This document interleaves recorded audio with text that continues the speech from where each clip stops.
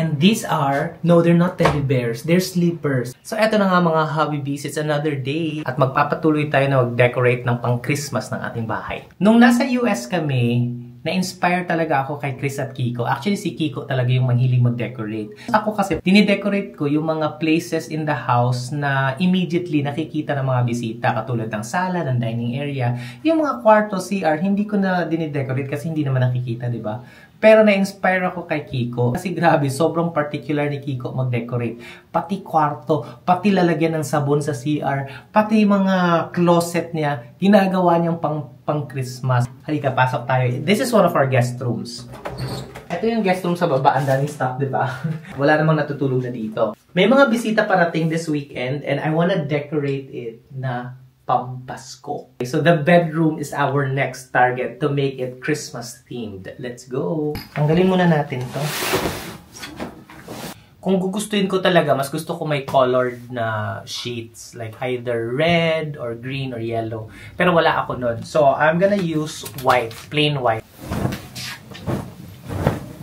And then, puti na yung sheets. Dito ako babawi ng kulay na Pampasko sa mga unan. So I'm gonna do yellow. Tapos, I don't settle for just pillows. We need to have decorative pillows, also known as accent pillows. I like my decorative pillows to be different sizes para merong dimension. So, we start with a giant one.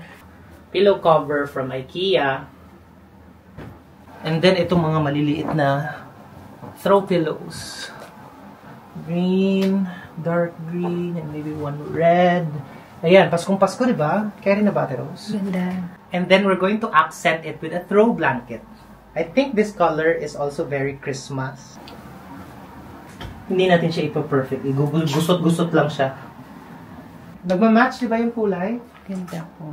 Ayan, tapos yung table dito sa kwarto, gawin na rin natin pang Christmas theme. Etong clock, parang bagay naman, di ba? Maybe a vase. Tapos lagyan natin ng Christmas balls. Parang okay naman. No? Candles. May nakita akong green ribbon. I found these from last year. Tapos siya. Parang ganyan.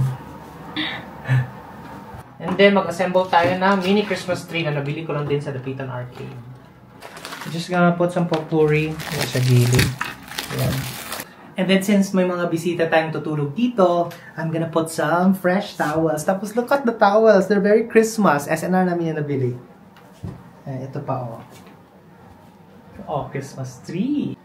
And isa din dyan. Ayan. O, diba? Taas naman tayo. Second na guest room naman tayo. Dito tayo sa taas, sa second floor namin. Tanggalin na natin itong mga sheets dito, Ate Rose. Katulad dun sa baba, puti rin yung gagamitin natin na sheets. And then, dun tayo babawi ng mga kulay sa mga pillows at accents. Ang pillowcases na napili ko ay isang ganito. Para na siyang gold. Pa-partner natin sa, it's a shade of green. Yan. And I found this comforter pa namin. Puti siya. And then, since may red naman, parang pwede na pang Pasko. Okay. These are really nice already. Pero look, oh, pag decorative pillows, green. Ayan, another shade of green naman. Yeah, that's nice. And one green. Really a pattern.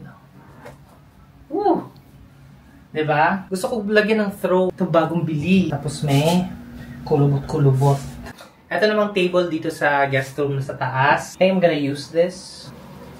Since may TV dito, hindi pwede sobrang taas. So, yung mga decors. Actually, I like the color of these books because they're also very Christmas-like. So, maybe another gold. Lagyan natin ng red balls. More balls. More fun. Yes. Ayan. Ang ganda na. So, simple lang pero it looks elegant. Very Christmas. Parang, I wanna do this one last. Okay na yan. And these are, no, they're not teddy bears. They're sleepers. Binigay sa amin ni Chris at Kiko. So, lalagyan natin dito din para dagdag sa accent. Ayan. Para sa ating mga bisita. Magamit sila. Ang cute, diba? Just like dun sa baba, maglagay tayo ng mga fresh towels na Christmas theme. guest room number 1. Yes. It's beautiful. With the towels. And our table is right there. Simple. And this is guest room number 2 sa aming second floor. Ito din yung table. Simple lang. Which one do you like better? Yung sa baba or dito sa taas po? Comment down below.